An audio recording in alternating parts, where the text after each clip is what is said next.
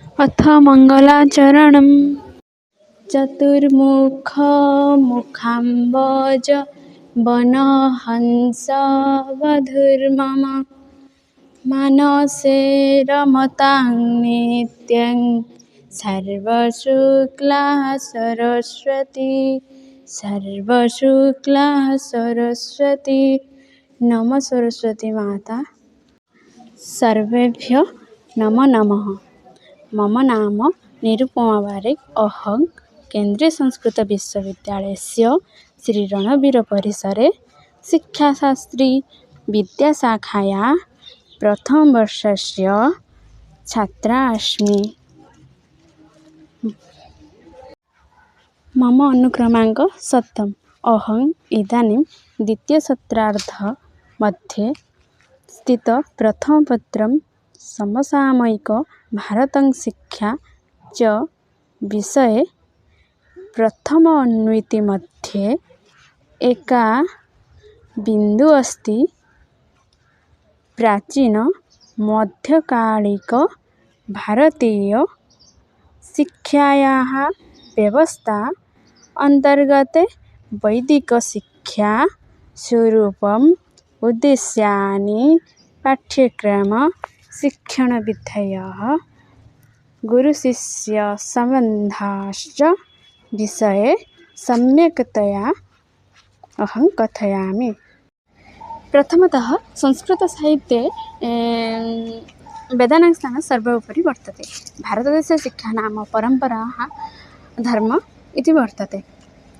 ब्रह्मणः मुखात् चत्वारवेदः सृष्टा।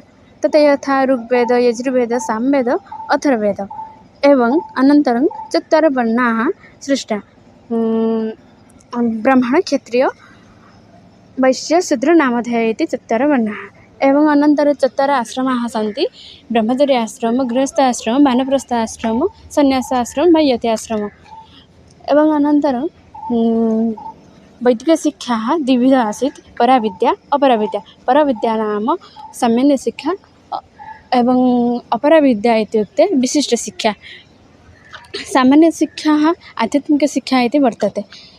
एवं विशिष्टशिक्षा मध्ये वाणिज्यशिक्षा, स्त्रीशिक्षा, व्यावसायिकशिक्षा इति वर्णिता अस्ति।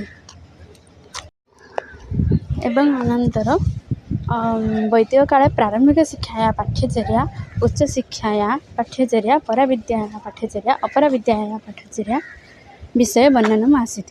उच्चशिक्षा पाठ्यचर्या मध्ये कर्मकाण्ड, ज्योतिषविभाग, आयुर्विज्ञान, सैनिकशिक्षा, कृषि, पशुपालन, भूगोलशास्त्र, प्राणिशास्त्र, अर्थशास्त्र, न्यायशास्त्र, ब्रह्मविद्या, नक्षत्रविद्या आदि विषये वर्णित अस्ति। एवं प्रारम्भिकशिक्षा पाठ्यचर्या मध्ये भाषा, व्याकरण, छन्दशास्त्र, गुणानां सामान्यजाग, धार्मिकक्रियाणां प्रशिक्षण, प्राचीनकाहानीनां वर्णनम् अस्ति। एवं अनन्तरम् उद्देश्यानि। प्रथम चित्तवृत्तिनिरोध, ईश्वरपरायणता, चरित्रनिर्माण, व्यक्तित्वनिर्माण, भारतीयसंस्कृतेः विकासः। प्रथमः चरित्रनिर्माण। चरित्रनिर्माणविषये अहं सम्यक्तया वदामि। चरित्रनिर्माण वैदिकयुगे चरित्रनिर्माणं शिक्षा, नैतिकता, धार्मिकता, सामाजिकदायित्वयोः आधारेण च व्यापकः अनुशासितश्च प्रक्रिया आसीत्। अस्मिन् कालखण्डे व्यक्तिस्य उद्देश्यं न केवलं स्वविकासाय अपितु समाजस्य, राष्ट्रस्य च उत्थाने योगदानं वक्तुम् अपि आसीत्। व्यक्तित्वनिर्माणं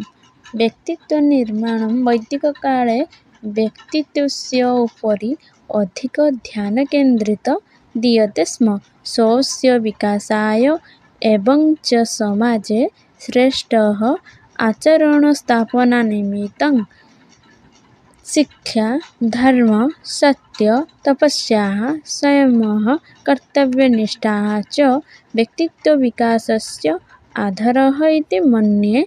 व्यक्तेः सामाजिकतायाः, आध्यात्मिकतायाः च विकसितः कृतासीत्। अनेन सह मनुष्यः धर्म धन कार्य मोक्ष मार्गे अग्रे गच्छति स्म। इति कारणेन समाजस्य राष्ट्रस्य च प्रगतिः भवति स्म। एवं उद्देश्यानि अनन्तरं पाठ्यक्रमाः आसीत्। प्रथमपाठ्यक्रमः धार्मिकपाठ्यक्रमः, द्वितीयः वर्णभित्तिकपाठ्यक्रमः, तृतीयः बौद्धिकपाठ्यक्रमः एवं अन्तिमः वृत्तिमूलकपाठ्यक्रमाश्च। एवं प्रकारेण वैदिककाले पाठ्यक्रमः आसीत्। एवं अनन्तरं वैदिकशिक्षायाः शिक्षणविधयः। प्रथमः श्रवणविधिः, चिन्तनविधिः, ध्यानविधिः, पर्यालोचनविधिः, उच्चारणविधिः, प्रश्नोत्तरविधिः, तर्कविधिः इति वैदिककाले शिक्षणविधयः। एवं अनन्तरं वैदिककाले त्रयम् अनुशासनम् इति आसीत्। प्रथमः शारीरिक अनुशासनं, द्वितीयः मानसिक अनुशासनं, तृतीयः आत्मिक अनुशासनम् इति त्रयम् अनुशासनम्। एवं अनन्तरं गुरुशिष्यसम्बन्धः। गुरुशिष्यसम्बन्धः प्राचीनकाले गौरवम् आसीत्। गुरुशिष्यसम्बन्धः साधारणतः वैदिककाले यत् परम्परा आसीत् सा परम्परा अति उत्तमा आसीत्। तस्मिन् युगे गुरुशिष्यः यत् सम्बन्धः आसीत् सा सम्बन्धः पितापुत्रवत् भवति स्म। गुरुः स्वस्य शिष्यः पुत्रवत् इति मन्यते स्म। एवं च शिष्यः अपि एवं च स्वगुरुवरं कृते पितावत् मन्यते स्म। इति कारणेन यदा गुरुः मोक्षः प्राप्तिः क्रियते स्म, शिष्यः स्वगुरुद्देश्य तर्पणकार्यं क्रियते स्म। एवं प्रकारेण गुरुशिष्यसम्बन्धः अभवत्।